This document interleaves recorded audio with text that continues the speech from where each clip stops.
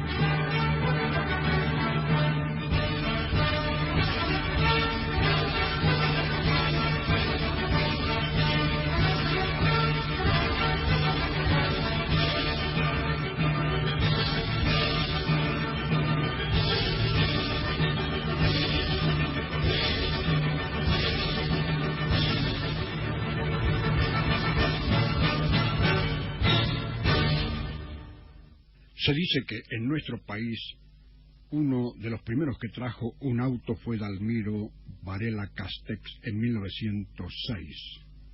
Se trataba de un auto marca Otto Benz, de benzina y de 2 cilindros horizontales, sin parabrisas ni capota, que había comprado en París, como decimos, Dalmiro Varela Castex, hijo de Juan Cruz Varela y nieto de Florencio Varela, un prócer de nuestra historia. Lo compró en sociedad con su amigo Sebastián Alcorta. Se cuenta que en uno de sus primeros paseos por el corso de Palermo asustó a los caballos de los coches que allí circulaban, por lo cual la policía pidió que retirasen el vehículo durante ese festejo. Asimismo, cabe destacar, como dice el señor Raúl Álvarez, que cuando el auto fue desembarcado en el puerto de la aduana, se enfrentó con un dilema para autorizar su ingreso, pues no estaba aforado y no se podía establecer, por lo tanto, qué había que abonar por su importación. También hubo en su momento una cuestión en cuanto a la patente. Por ser el primer automóvil le correspondía el número 1, y ese mismo derecho lo reclamó después el intendente municipal, llegándose finalmente a un fallo salomónico por el que se creó entonces la primera chapa oficial, es decir, una chapa oficial también con el número 1, y le dejaron el número 1 que ya tenía Varela Castex en la categoría particular. Parece que es complicado ver o saber el destino que corrió ese primer automóvil, pues después de unos años fue comprado, y cuando ya estaba viejo y destartalado lo compró Juan Canter, propietario de la fábrica de cigarrillos La Sin Bombo, y él lo utilizó para publicar sus productos colocando un gran bombo sobre su armazón. Después de Varela Castex vinieron otros enseguida, como Antonio Maciotti, un panadero. Pero antes Maciotti se había empezado a quejar en el diario sobre la contaminación ambiental por estos monstruos mecánicos. Y en uno de sus párrafos decía Maciotti: ¿cuántos niños y niñas saldrán deformados por el furioso traqueteo y el raquitismo de sus descendientes que ya no sabrán del paseo de 20 o 30 cuadras por día? En fin, lo de la contaminación se mantiene, y lo de las 30 cuadras está siempre en boca de los cardiólogos. Pero como decimos, el panadero no era muy consecuente, pues años después, cuando ya había varios autos, empezó la publicidad él mismo hablando de un veloz vehículo de reparto que llevaba la mercadería diligentemente a sus clientes. Y en el automóvil puso el letrero que decía: contra pereza, diligencia. Y hablando de Henry Ford, esto nos recuerda que cierta vez hizo una apuesta con el dueño de la Chrysler para vender un auto a un jefe indio. El juez de la apuesta era Thomas Alva Edison. El primer magnate, el de la Chrysler, caminó hacia el indio y por más que gastó toda su labia no consiguió venderle auto, ni repuesto, ni accesorio alguno. Luego fue Ford y al rato vino satisfecho. Le había vendido un gran neumático de camión para que sirviera de corralito al hijo del gran jefe. Y hablando de financieros, ello nos recuerda al alcalde Willy Brandt de Berlín Occidental, cuando visitó el hermoso, amplio y monumental edificio llamado Auditorio Mann en Tel Aviv. Elogió la vasta construcción y el hecho de que llevara el nombre de un gran escritor alemán, pero de inmediato le aclararon que no se trataba de Thomas Mann, sino que el recinto llevaba el nombre de Friedrich Mann de Filadelfia. ¿Y ese hombre qué escribió?, preguntó Brandt. Escribió un cheque, le contestaron. Es que el doble sentido tiene que ver con lo que está pensando el interlocutor. Así, en una librería, una dama tomó una novela para regalar y al entregarla a la empleada notó una mancha en la sobrecubierta. Como era para hacer un regalo, dijo tímidamente: ¿no le parece un poquito sucio? No sé, no he tenido tiempo de leerlo, contestó la empleada. Es casi el mismo caso de aquel soldado a quien el cabo le manda que le cambie un cheque. A la orden, mi cabo, dijo este. No, al portador, contestó el cabo. Y hay otro más malo todavía. Porque no es este el caso del sujeto que entró a la verdulería y dijo: «Qué fresca que está la mañana». Y el verdulero le contestó: «¿Y cómo no va a estar fresca si es de hoy? En fin, sea el último, entonces». Iba la familia en el auto, pero iba bastante rápido, por una avenida en la que había nevado. La abuela era seria y de pocas palabras, y los acompañaba. De improviso el vehículo hizo un trompo y quedó mirando hacia atrás, es decir, como para seguir en dirección contraria. Y la abuela impaciente dijo: ¿y ahora qué se les ha olvidado?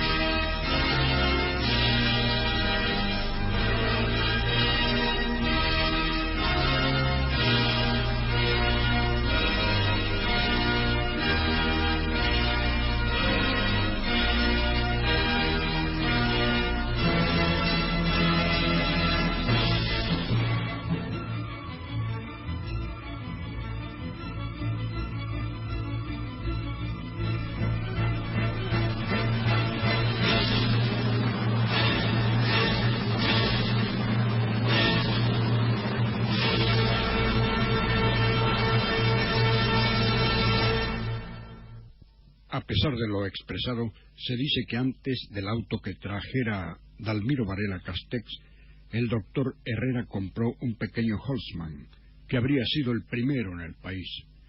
El auto costó 3.000 pesos y fue llevado a Chilecito, La Rioja. Allí lo vendió en 4.000 a un tal La Prosa.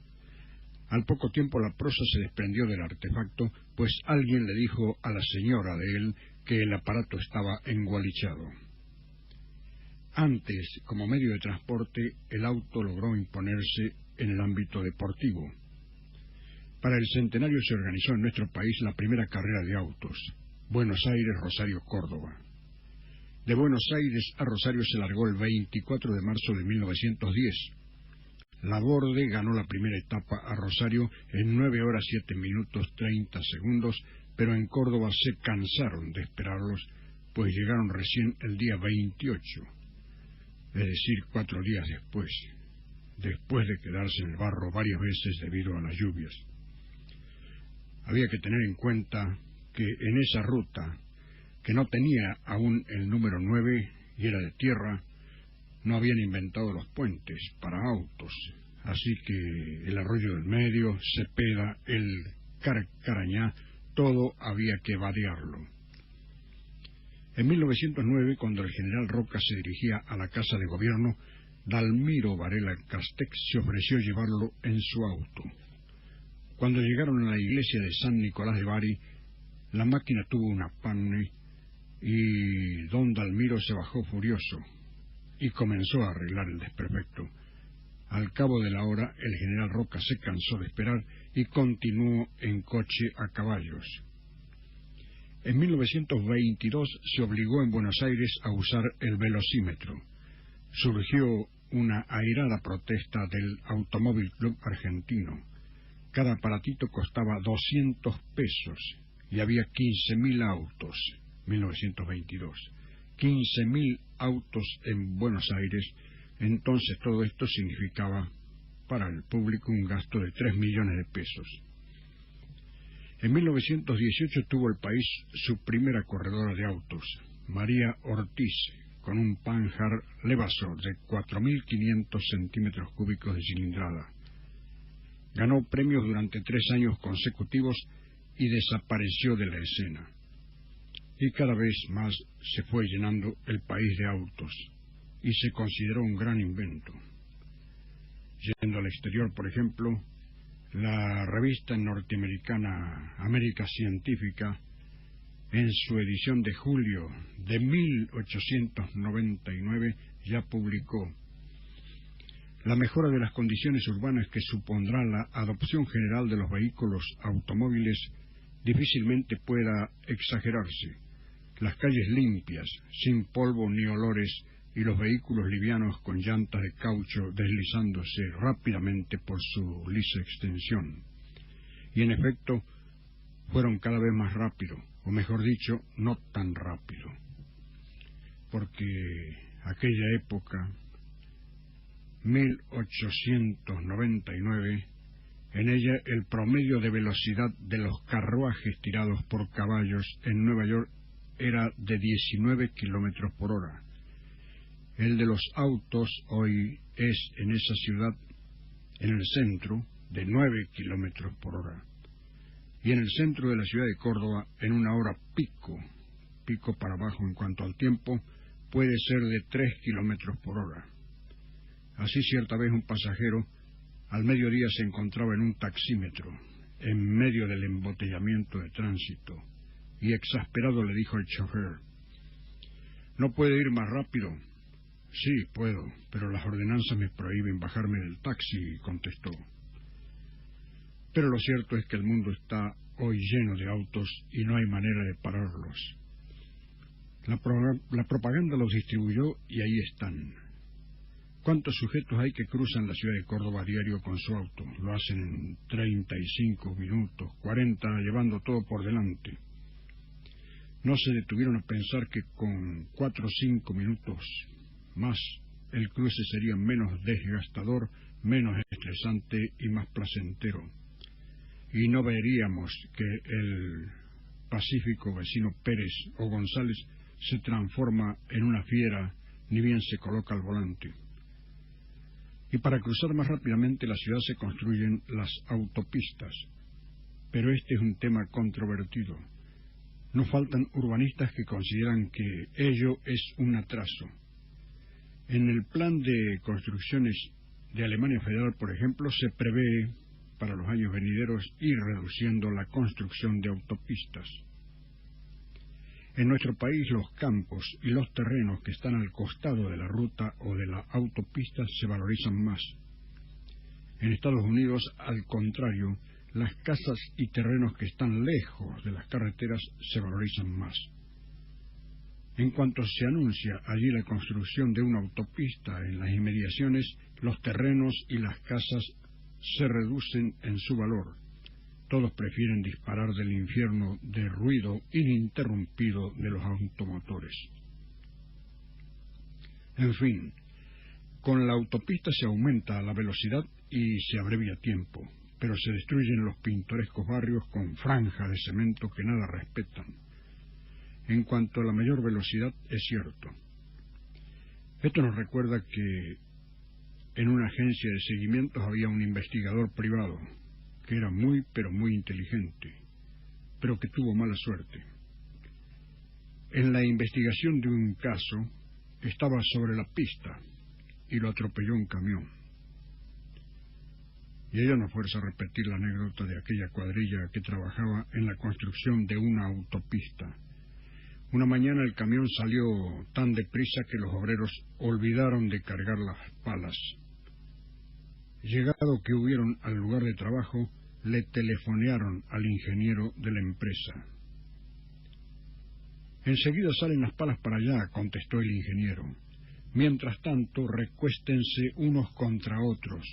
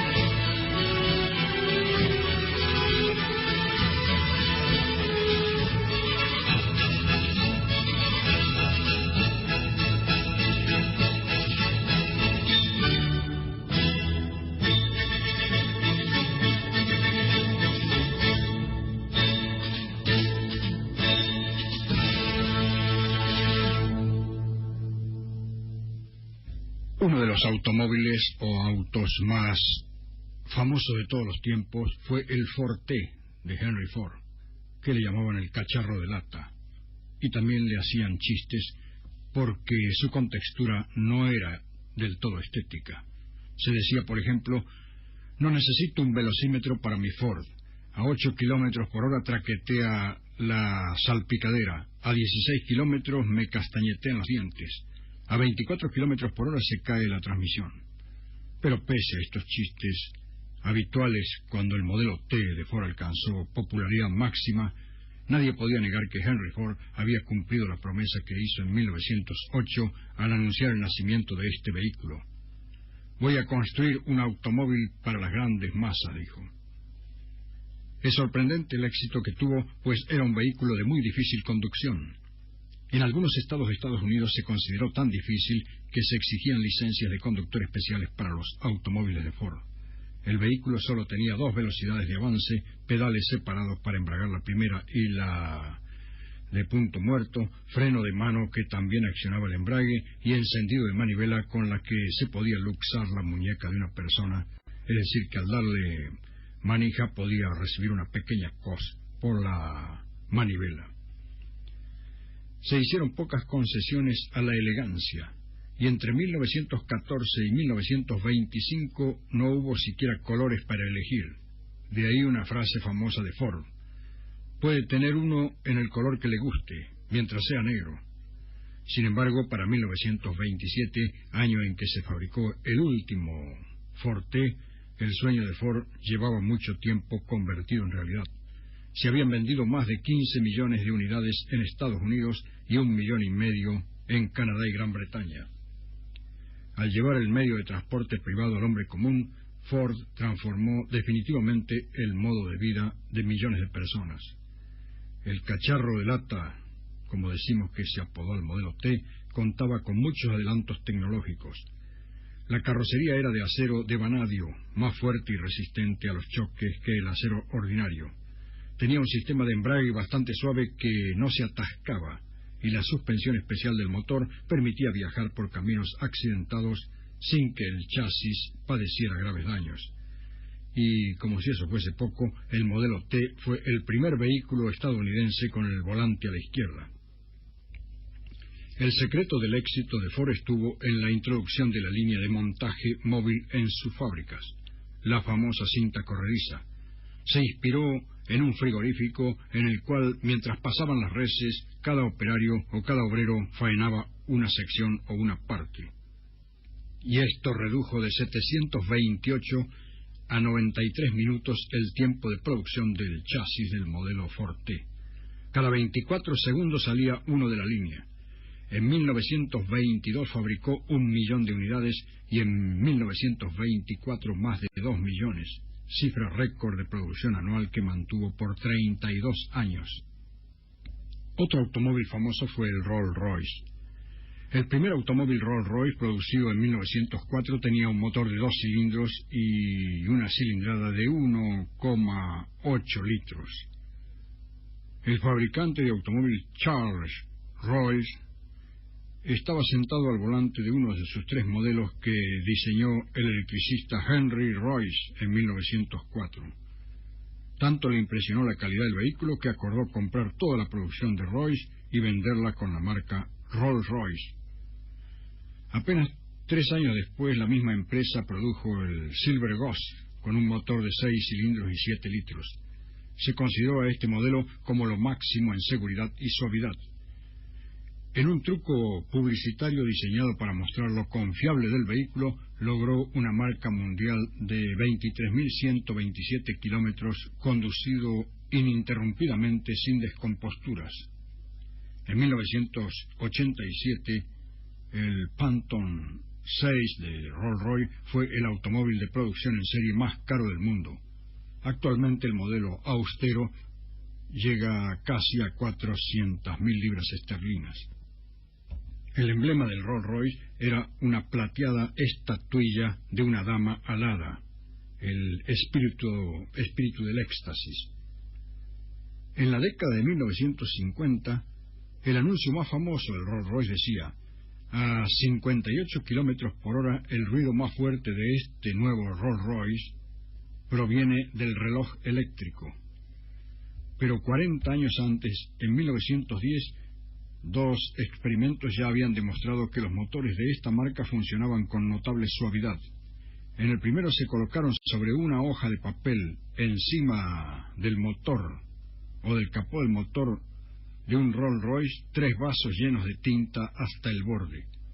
El motor funcionó 4 minutos a 1150 revoluciones por minuto y una cámara con el obturador abierto enfocó los vasos y se expuso la película durante todo ese lapso.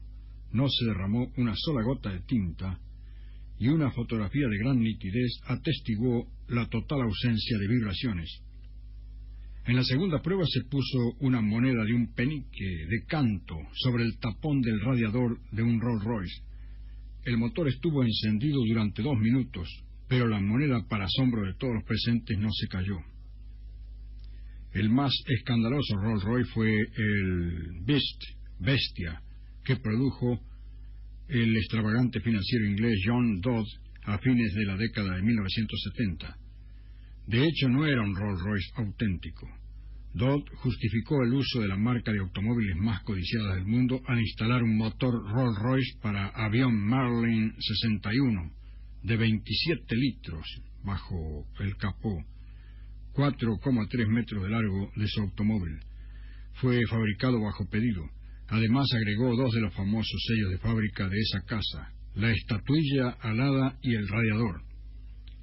Aunque nunca se demostró, se tuvo al Bestia por el automóvil más rápido que haya recorrido una vía pública a velocidades superiores a 320 kilómetros por hora. Su motor era igual al que usó el avión Spitfire que combatió durante la Segunda Guerra Mundial. La Rolls-Royce se enfureció por este cambio de motor y recurrió a sus abogados. El Bestia, nada confiable en el tráfico, se descomponía frecuentemente camino a los tribunales, a donde Dodd, ávido de publicidad, llegó una vez a caballo. Sin embargo, Dodd finalmente perdió el litigio y en 1983 huyó a España. El Bestia se fue con él, pero sin el famoso emblema de la casa Rolls-Royce. Otro auto famoso fue el escarabajo de la Volkswagen. Cuando salió, se decía, por ejemplo, en Estados Unidos, el vehículo no satisface los requisitos técnicos fundamentales. Su rendimiento y sus cualidades no son atractivas al común de los compradores. Es feo y ruidoso. Este vehículo tendrá popularidad, si acaso solo 2 o 3 años, a lo sumo. Esa opinión era de una comisión británica creada al final de la Segunda Guerra Mundial para informar sobre el futuro del principal producto de los fabricantes alemanes de automóviles, el Volkswagen. Los estadounidenses coincidieron con esta conclusión despectiva y le agregaron: no vale nada. 27 años después, este automóvil llamado escarabajo o Volkswagen Sedán rebasó la cifra de ventas de 15 millones de vehículos, es decir, que batió el récord del legendario Ford modelo T. La idea del Volkswagen, en alemán coche del pueblo, Volk en inglés y en alemán es pueblo, en alemán con V y en inglés con F, pero en ambos se lee Volk, y Wagen es carro, coche, furgón, vagón, y wagon en inglés, de manera que Volkswagen sería el carro o coche del pueblo. La idea nació en mayo de 1934 de una reunión entre Adolfo Hitler y Ferdinand Porsche, un diseñador más conocido hoy por sus automóviles de lujo. Hitler concebía el coche del pueblo como objeto de propaganda y le puso el nombre. Estipuló que debía llevar a una pareja con 3 hijos, rendir cuanto menos 8,3 litros por 100 kilómetros y alcanzar una velocidad de 100 kilómetros por hora. Además, debía venderse en 1.000 marcos, precio insostenible por lo bajo, pero factible gracias al fuerte subsidio a la industria automovilística ordenada por el Führer.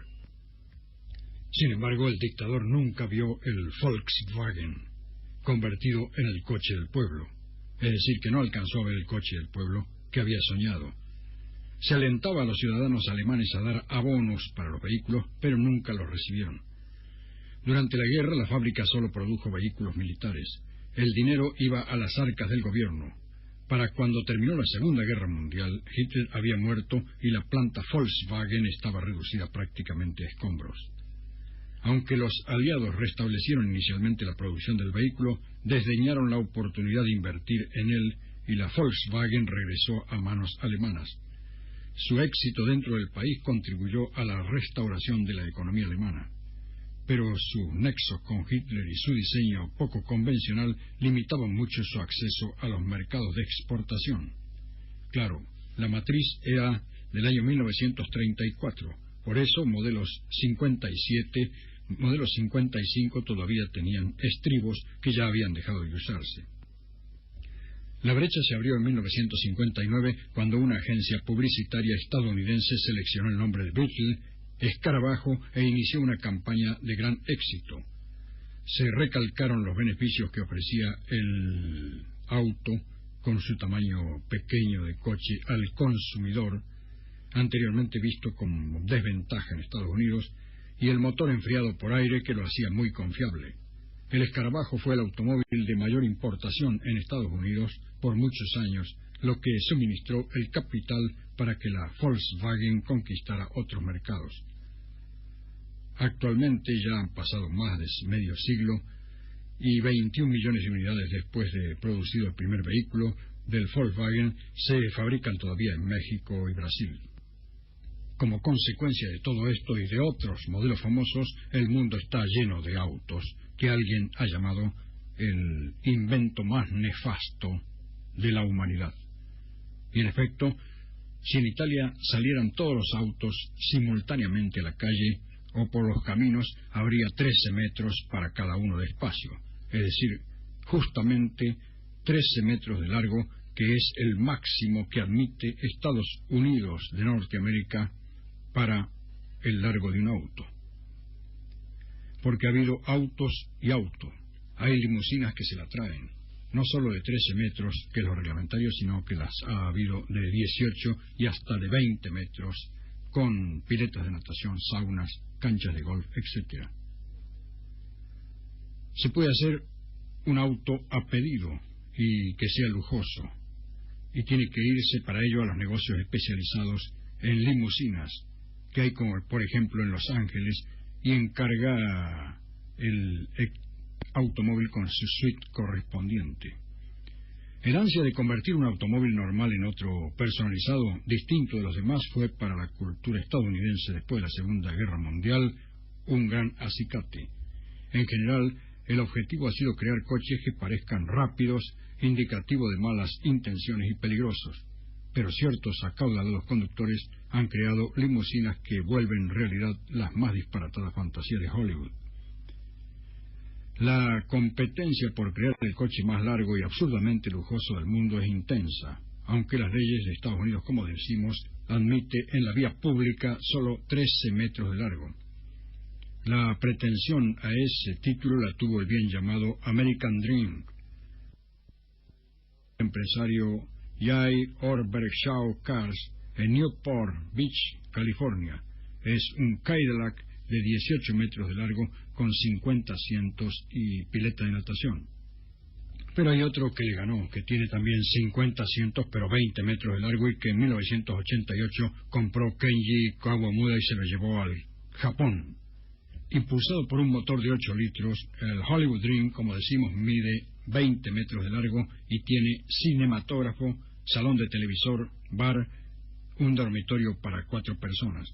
Y entre sus impresionantes instalaciones exteriores se incluyen pileta de natación, una bañera de agua caliente y un campo de golf que tiene un solo hoyo, pero está sobre el techo del vehículo.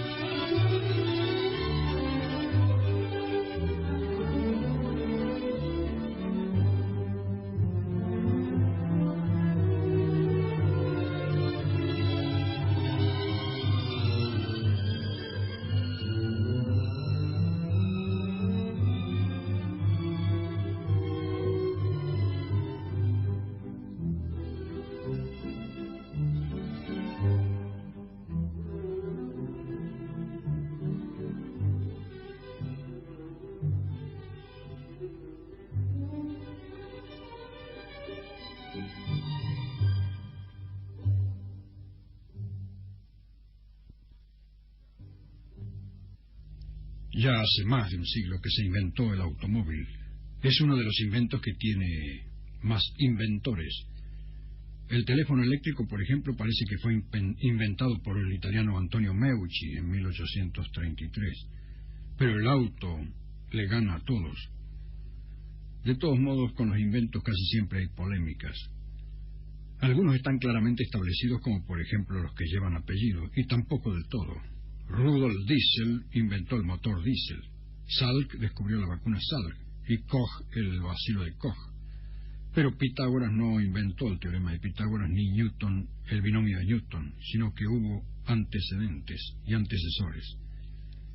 El automóvil fue inventado por los siguientes individuos: Benz y Daimler en Alemania, Duryea en Estados Unidos, Marcus en Austria, y como si eso fuese poco, vimos que 100 años antes Cugnot en Francia inventó el automóvil de vapor.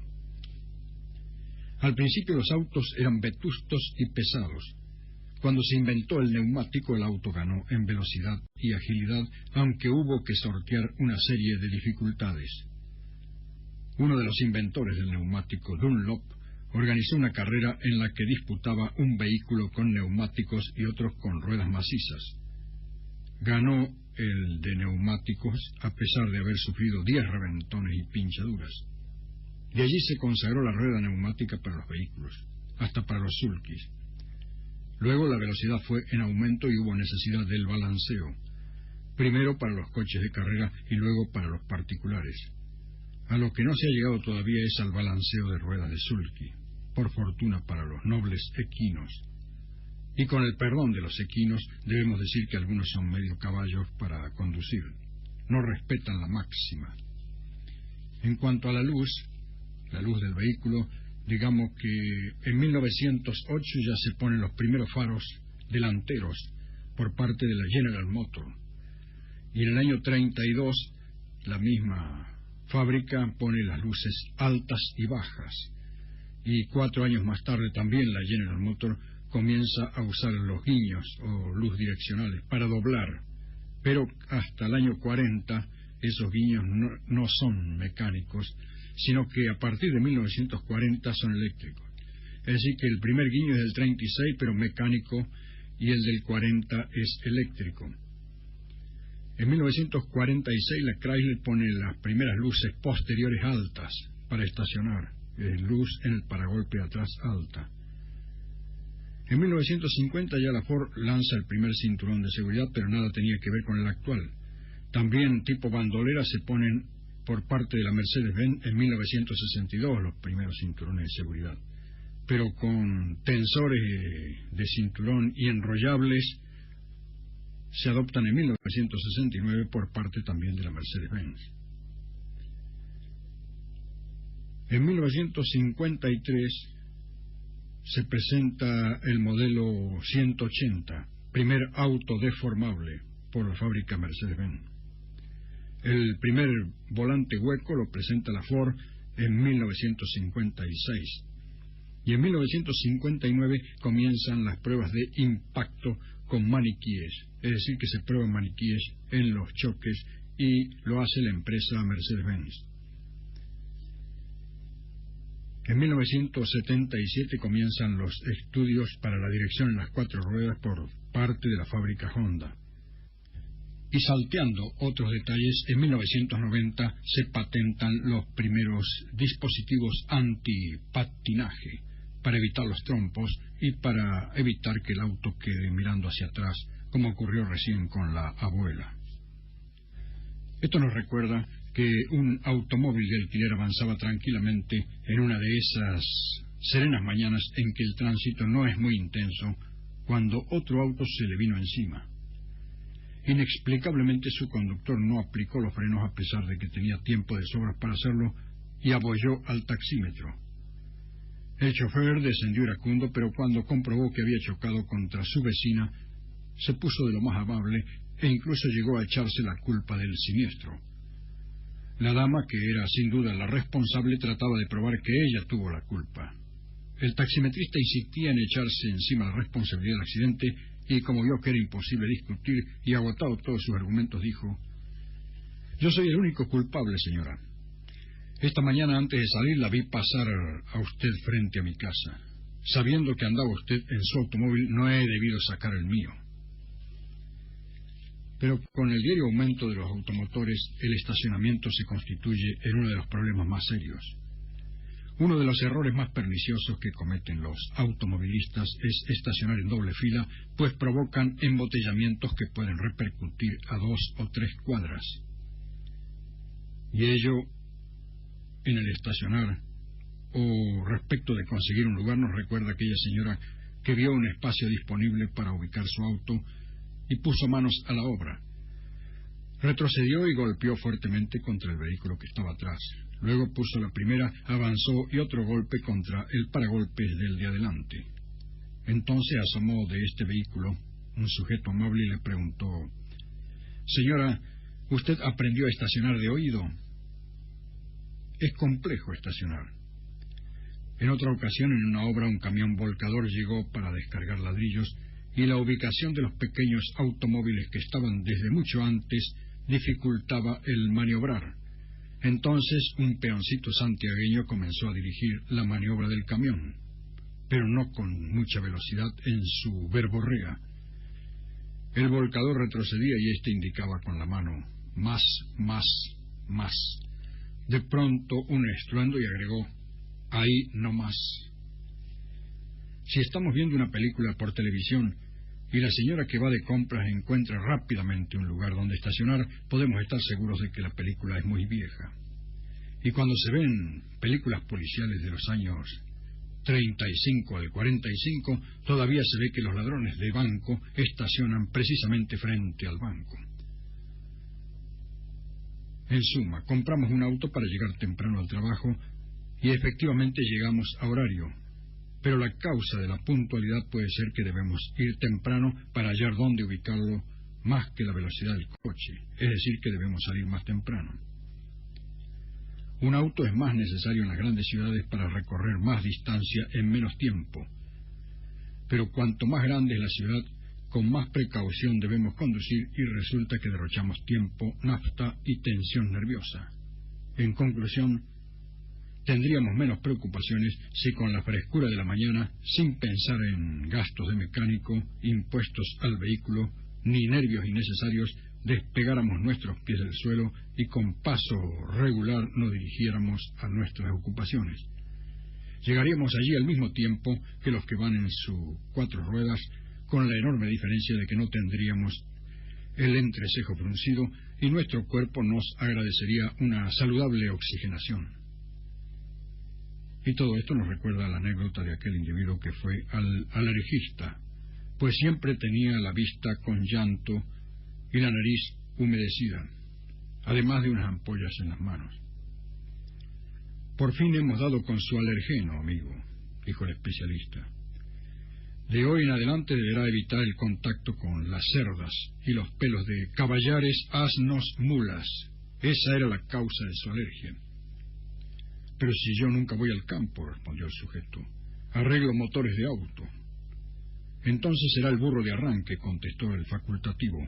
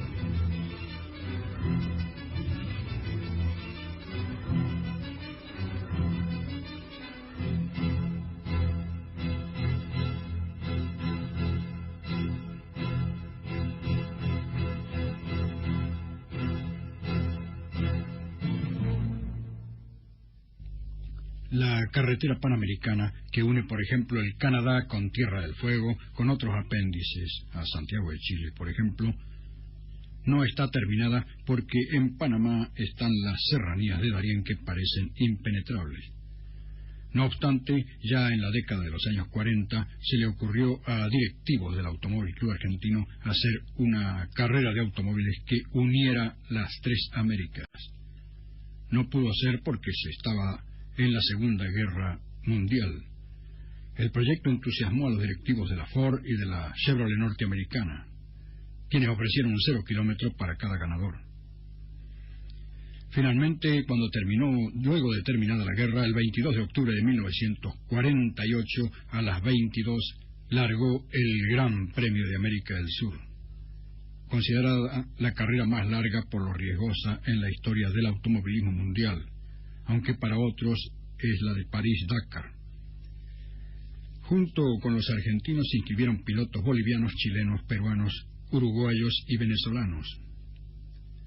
De ida tenían 9.573 kilómetros hacia el norte. Iban por Argentina, Bolivia, Perú, Ecuador, Colombia y Venezuela. Es decir, que se llamó la Buenos Aires-Caracas.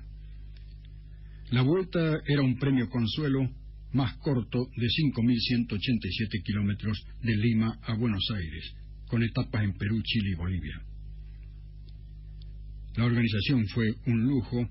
Había hasta banco móvil para los corredores a fin de entregarles dineros para los gastos. Una red de aficionados o radioaficionados cubría la comunicación entre estaciones y hasta se había previsto un barco para cruzar el infranqueable Golfo de Guayaquil. El camino era muy riesgoso y tenía su esfuerzo. Cada coche llevaba 5 ruedas completas de auxilio y prácticamente hasta un motor de repuesto. Quiere decir que el coche más liviano pesaba 2 toneladas. Cerca de 20.000 personas por la noche despidieron en Buenos Aires a los corredores. La cantidad de vehículos y lo angosto del camino obligó a hacer por primera vez una salida escalonada, es decir, con neutralizaciones donde se computaba el tiempo. Se fueron despachando los coches cada 10 segundos. El número 1, el checo Fangio, de Balcarce con su Chevrolet.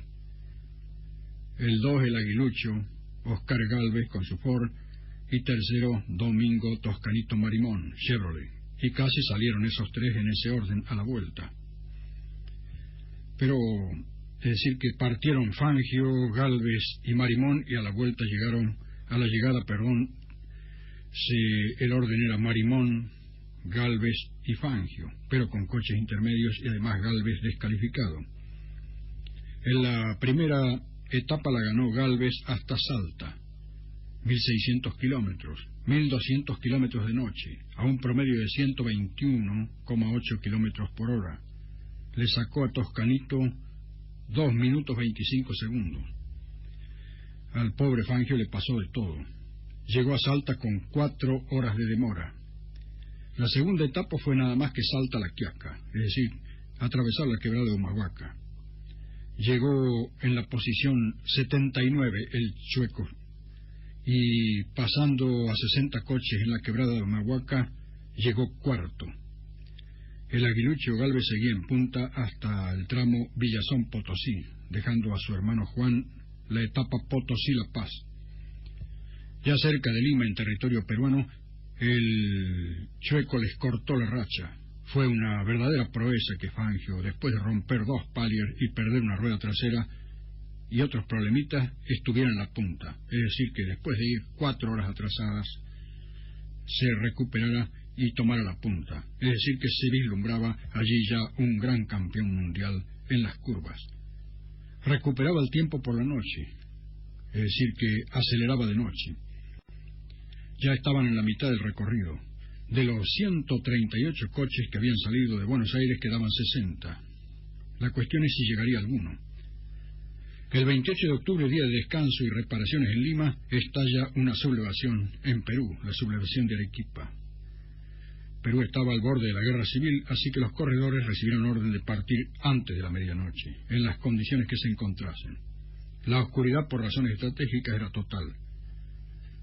Para sortear la niebla de los Andes, Fangio había tenido la astucia de chuparse, es decir, colocarse atrás de un piloto peruano que conocía el terreno.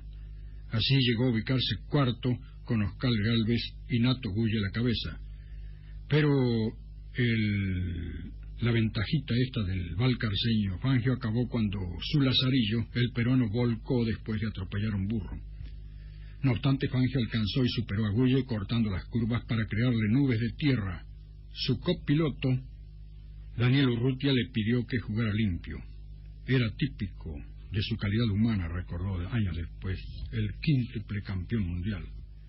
Hubo otras peripecias que no podemos narrar por falta de tiempo, pero la cuestión es que Juan Manuel Fangio, que venía acicateando a los punteros, tuvo el accidente de su acompañante y perdió nuevamente tiempo. Así que ahora corrían tranquilos los Gálvez en punta con 4 horas de diferencia. Pero Juan, que estaba en punta, resbaló en una zanja y allí cayó su auto. Para ayudar al caído se detuvieron su hermano Oscar, Toscanito Marimón, Eusebio Marcilla, el caballero del camino, y Víctor García, un mendocino de General Alvear. Marimón dio la orden: hasta que no lo saquemos a Juancito de acá no se va nadie. Esto lo dice la revista Nueva, de donde tomamos estos datos textualmente.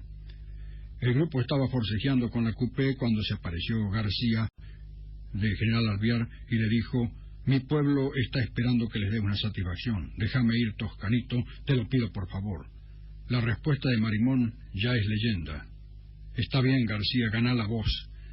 Así Víctor García fue el único piloto que pudo quebrar en los últimos tramos del Gran Premio la hegemonía de los Gálvez. Después el remate de la carrera fue disparatado. Llegó primero Gálvez, pero ya se había roto su auto e iba empujado por un Buick. Por lo tanto fue descalificado y el segundo, Toscanito Marimón, que venía segundo, se alzó con el Gran Premio de la América del Sur, 100.000 pesos que compartió con Fangio, su preparador. De los 138 coches que habían partido, regresaban 26.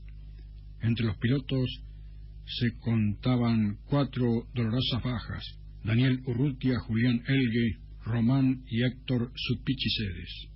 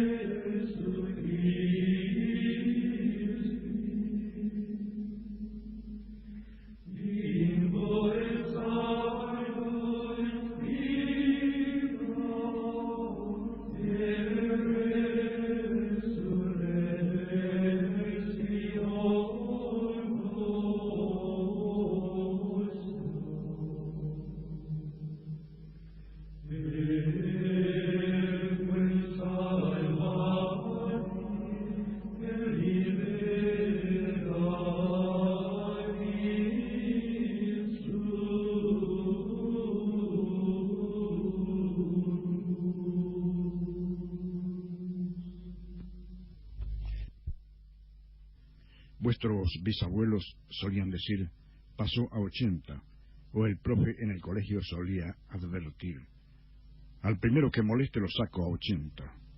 Quería decir que era a 80 kilómetros por hora y lo mandaba a esa velocidad afuera del salón de clases. Y al otro día no venía el padre con un abogado a protestar a favor de la libertad de enseñanza ni de la libertad de aprender. Hoy los adolescentes dicen a 1000, pasó a 1000, o el festival estuvo extraordinario, todos andaban a 1000, te empujaban, pero estuvo bárbaro. La velocidad de 80 kilómetros era mucha porque las curvas no estaban bien delineadas y las carreteras resultaban defectuosas. Hoy ya el automóvil ha pasado la velocidad del sonido, según lo que se entienda por tal, por automóvil. En el desierto de las Rocas Negras, en el estado norteamericano de Nevada, en 1999, el piloto inglés Andy Green logró por primera vez sobrepasar la barrera del sonido al superar los 1.227 kilómetros por hora al mando del Tour Supersonic. El director del proyecto fue Richard Noble, que ya había batido el récord de velocidad en 1983, marcando 1.019 kilómetros por hora. Pero su coche fue impulsado aquella vez por un cohete. En cambio, el citado True Supersonic, que alcanzó los 1.227 kilómetros por hora, como dijimos, lo hizo propulsado por turbinas Rolls-Royce que lo desplazaron como si fuese un avión que carretea antes de despegar.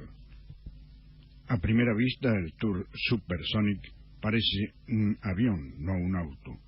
Su perfil afilado y sus enormes propulsores laterales, similares a los de los cazabombarderos y que juntos tienen una potencia de 90.000 caballos de fuerza, le dan esa imagen de avión, acentuada por sus dimensiones. Mide 14 metros y medio y pesa 9 toneladas y media. Y el piloto, Andy Green, era piloto de cazabombarderos de la Real Fuerza Aérea. Pasó a ser piloto de auto y poseedor del récord mundial. Y hablando de autos de 9 metros y medio, esto nos recuerda la anécdota de aquellos dos autos que se encontraron uno al lado de otro en un semáforo en el cual había que esperar mucho porque tenía combinaciones y flechitas para ambos lados y para una diagonal.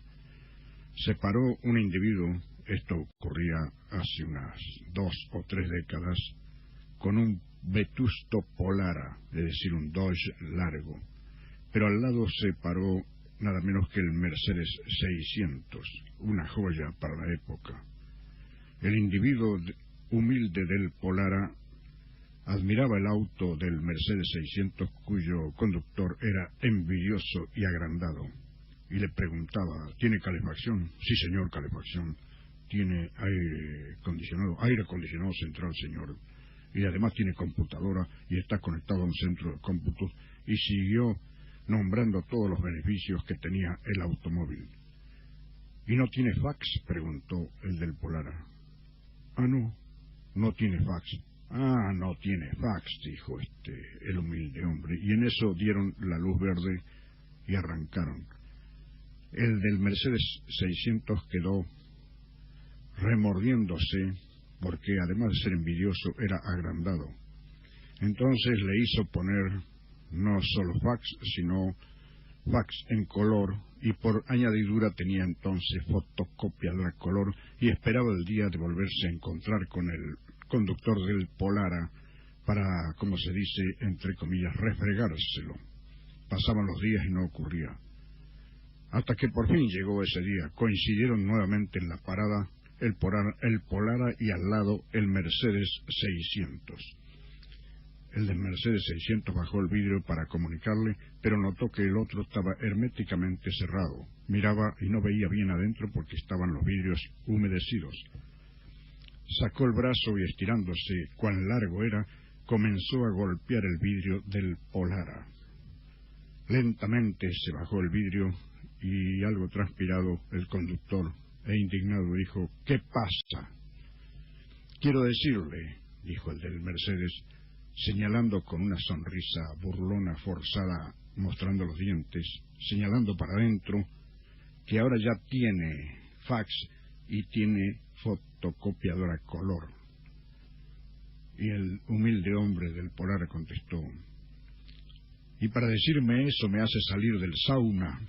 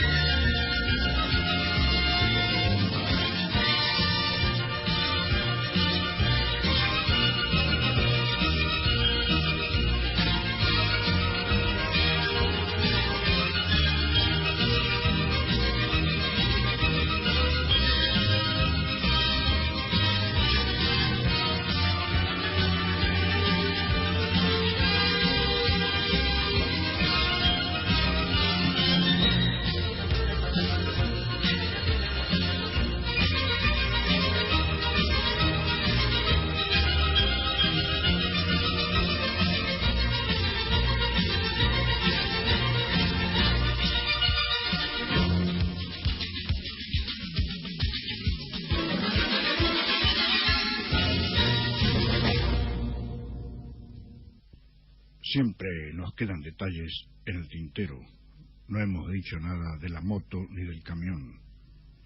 Entre los pioneros de la motocicleta se cuenta Michaud Perrault, que en 1868 diseñó y patentó un motor de vapor que fue instalado en la primera bicicleta propulsada por vapor que aparecía en el mercado. Así sería esta, la primera moto, en 1868. Pero en 1894, los hermanos Hildebrand y Alois Wolfmüller patentaron un motor bicilíndrico de nafta, refrigerado con agua y acoplado a un cuadro de bicicleta, que se convirtió en la primera motocicleta con combustión interna. Vale decir que la primera motocicleta fue de la fábrica Hildebrand y Wolfmüller de Alemania en 1894. Salteando mucho, digamos que la Harley Davidson de 8 válvulas BTR de 1911 fue una de las primeras motos de carrera en pista.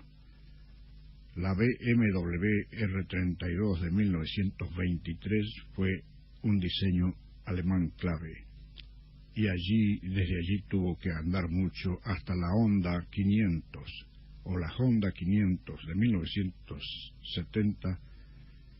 Ya venía con una serie de innovaciones y características técnicas como el arranque eléctrico y freno de disco delantero. Solo le faltaba el cenicero o el sauna, como a nuestro amigo del Polara, o bien aire acondicionado, porque parece que todavía no se puede instalar. En cuanto al primer camión o el primer vehículo que reemplazó la tracción animal para carga y la reemplazó por un motor, fue el Berliet tipo M en 1910 en París. Este vehículo era de 3,5 toneladas de peso y fue el único camión declarado monumento histórico en Francia. Por lo demás, y respecto del automóvil, digamos que los primeros vehículos siempre eran difíciles de dominar y aún más de frenar. Eran vehículos artesanales. A principios del siglo XX los caminos estaban llenos de riesgos, baches, cuestas empinadas y animales sueltos, y además curvas cerradas. No se habían inventado las curvas como ahora, que permiten la velocidad, y además la solidaridad. Por ejemplo, según la ley, las carreteras interestatales en Estados Unidos de Norteamérica requieren que 1 milla de cada 5 millas sea recta. Estas secciones son útiles como pistas de aterrizaje en caso de emergencia y de guerra. Además, luego se decidió, para evitar accidentes que eran muy comunes, colocar los primeros carteles indicadores en la ruta para advertir a los conductores de los peligros próximos, pero eran carteles rudimentarios. Los accidentes seguían ocurriendo y entonces fue declarado obligatorio el uso de bocinas, cuyo sonido al poco tiempo se hizo familiar en los senderos rurales. Los norteamericanos inventaron una alternativa a la bocina que dejaba libres las manos del conductor. Se trataba de un gong que funcionaba al ser accionado por el pie. El motor, primeramente, era siempre montado detrás o debajo del asiento del conductor, para facilitar la transmisión de la fuerza a las ruedas traseras. El volante de los autos antiguos era pequeño y estaba montado sobre una columna vertical, sobre un hierro vertical, ubicado en el centro del vehículo. Ello era así porque poseían ruedas livianas y alcanzaban escasa velocidad. Y en un principio las ruedas delanteras se unían en un eje rígido, así que el efecto de un bache se transmitía a la otra rueda, y además al principio no tenían suspensión ese eje delantero, como en las cafeteras de los chicos, en las carreras de auto, de autitos que los chicos fabricaban con detalles de carpintería y hojalata cortada con la pinza del electricista. En esos vehículos el eje delantero doblaba todo, como al principio el del auto. La suspensión independiente las aisló a las ruedas y muchos coches, como por ejemplo el Lotus, llegaron a tener suspensión independiente trasera. Y respecto de la solidaridad, la voluntad siempre es la que nos impulsa a ser solidarios, y al volante a diario tenemos la oportunidad de practicar esa virtud, ya sea cediendo el lugar para estacionar, ya sea deteniéndonos en el camino para auxiliar al semejante. Un argentino que trabajaba hace años en Estocolmo contaba que habitualmente se dirigían al trabajo en auto, pero turnándose entre los compañeros, unas veces en el propio, otras veces en el de algún colega.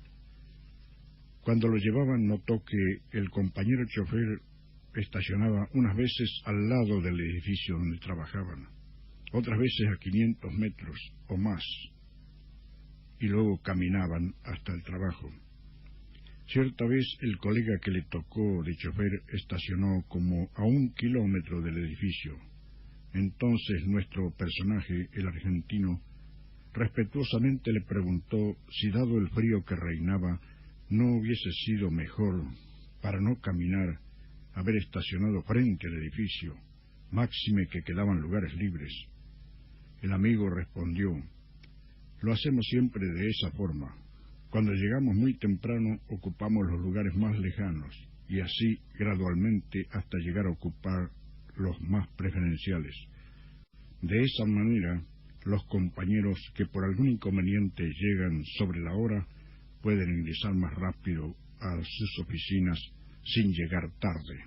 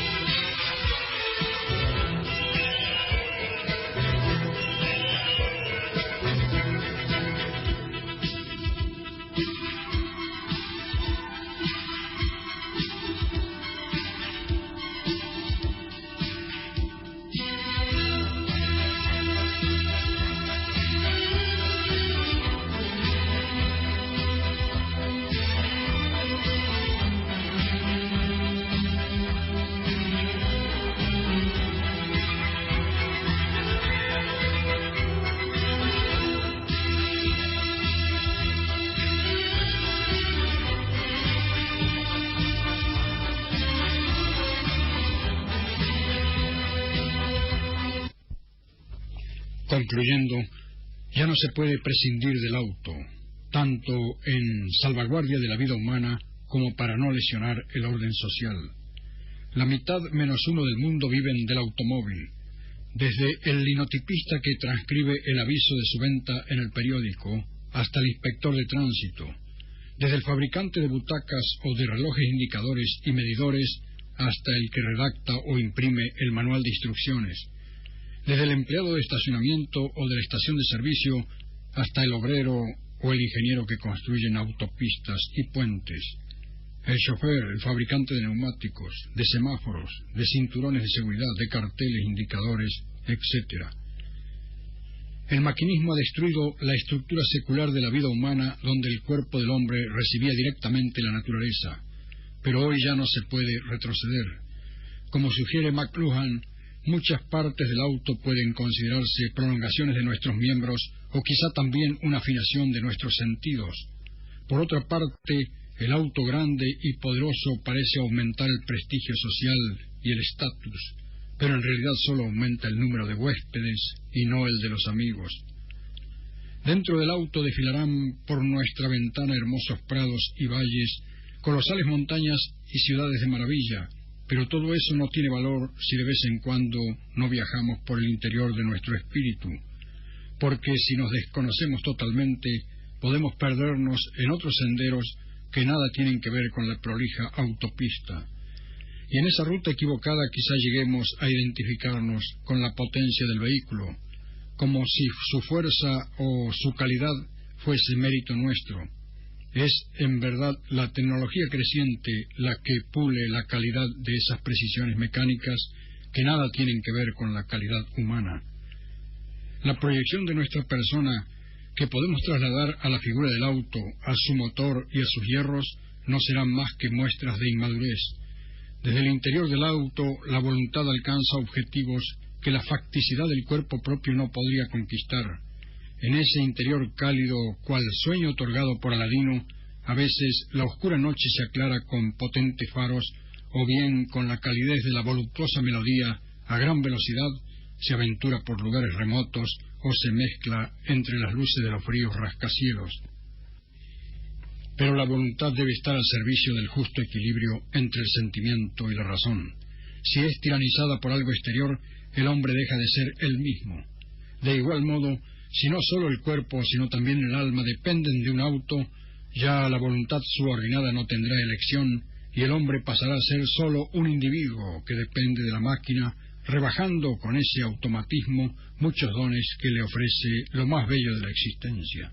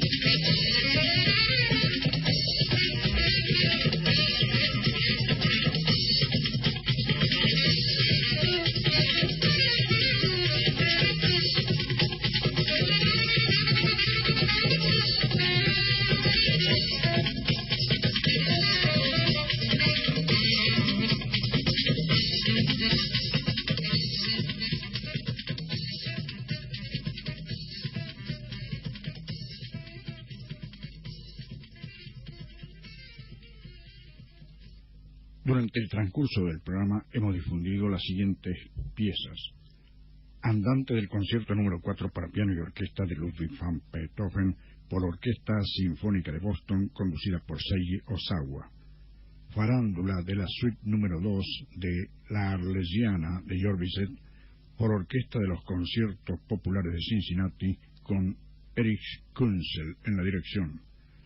Obertura festiva, opus 96 de Dmitri Shostakovich y Preludio y Aragonesa de George Bizet por la misma orquesta.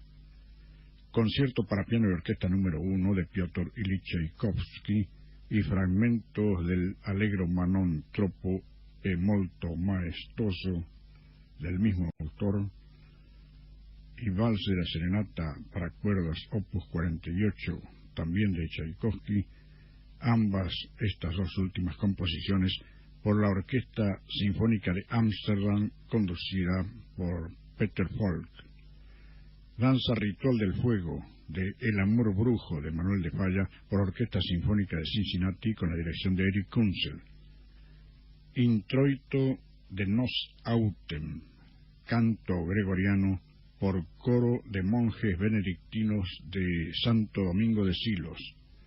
Y finalmente, escucharon y seguirán escuchando fragmentos sinfónicos de zarzuela por la orquesta que dirige Luis Cobos con arreglos del director, e intercalados entre ellos Batir de Parches, que ha sido difundido por Domingo Cura y en arreglo de este intérprete y compositor. Libreto, relato, selección musical y compaginación general de quien les habla, Arnaldo Pérez Watt o Walter Tolaba, cuyo email es perezwatt@hotmail.com, Pérez con Z y luego W-A-T, perezwatt@hotmail.com. Este programa se difunde por Radio María Argentina Córdoba en la frecuencia de 101.5 MHz, todos los sábados a partir de la hora 22 y hasta las 24, con repetición el día siguiente domingo desde la hora 5. Será pues hasta nuestra próxima audición en esas frecuencias y en el horario precitado. Muchas gracias.